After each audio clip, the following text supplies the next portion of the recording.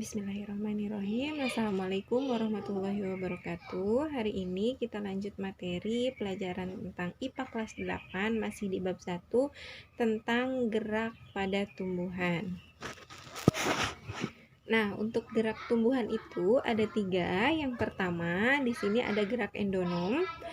Yang kedua ada gerak higroskopis, dan yang ketiga ada gerak esionom. Nah, untuk gerak endonom itu adalah gerakan yang dilakukan oleh tumbuhan yang dimana geraknya itu berasal dari dalam tumbuhan itu sendiri, ya. Jadi gerakannya terjadi di dalam sel pada tumbuhan itu sendiri. Nah, kemudian pada gerak yang kedua yaitu gerak higroskopis, di mana gerak ini dipengaruhi oleh kadar air di dalam tubuh tumbuhan tersebut.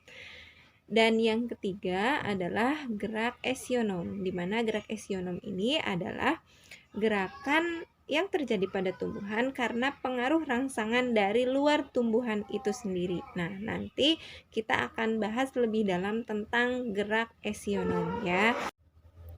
Untuk gerak esionom dibagi menjadi 3. Yang pertama ada gerak tropisme, yang kedua ada gerak taksis, dan yang ketiga ada gerak nasti. Gerak tropisme adalah gerak tumbuhan yang arah geraknya dipengaruhi oleh arah datangnya rangsang. Contohnya di sini ada beberapa gerak tropisme, diantaranya ada fototropisme, ada geotropisme, ada stigmotropisme. Nah, untuk contoh fototropisme, karena foto itu adalah cahaya, berarti rangsangannya berupa cahaya. Nah, contohnya gerakan batang yang selalu menuju ke arah cahaya. Nah, itu berarti disebut dengan fototropisme positif. Nah, sementara kalau arah gerak akar itu selalu ke arah yang gelap atau menjauhi cahaya. Nah, itu disebut dengan fototropisme negatif.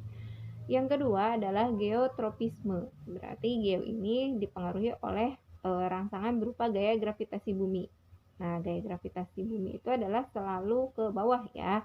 Nah, contohnya adalah gerak dari akar. Nah, akar itu selalu menuju ke arah gravitasi bumi atau searah dengan gravitasi bumi, sehingga akar ini termasuk contoh dari geotropisme positif. Nah, sementara batang sebaliknya, karena dia selalu berlawanan arah dengan gaya gravitasi bumi, berarti untuk batang ini merupakan contoh dari gerak geotropisme negatif.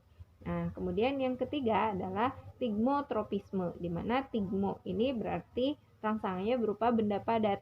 Nah, contohnya pada tanaman kacang. Nah, untuk pada tanaman kacang itu selalu membelit ke benda padat. Nah, misalkan ada bambu. Nah, bambunya disimpan di sebelah kiri, berarti nanti dia akan membelit ke sebelah kiri. Kalau bambunya ada di sebelah kanannya tanaman itu, berarti dia akan membelit ke sebelah kanan. Nah, dan seterusnya seperti itu, karena dia selalu terpacu atau mengarah kepada benda padat yang ada di sekitarnya. Nah, itu adalah gerak tropisme. Sementara untuk gerak nasti itu berbeda dengan tropisme. Kalau tropisme itu selalu mengarah kepada datangnya rangsang, nah kalau nasti itu tidak mengarah kepada datangnya rangsang. Contohnya fotonasti. Nah, kalau fototropisme arah geraknya kan menuju cahaya. Nah, kalau fotonasti tidak menuju ke arah cahayanya tersebut. Nah, contohnya adalah gerak bunga pukul 4. Nah, dia itu pada sore hari selalu mekar. Nah, tetapi mekarnya tidak mengarah kepada cahaya matahari, ya mekar saja pada saat cahaya di sore hari. Nah, itu contoh fotonasti. Kemudian yang kedua ada termonasti. Termo itu berarti kan suhu, ya, suhunya hangat. Nah, misalkan mekarnya bunga tulip pada musim semi. Nah, itu adalah contoh dari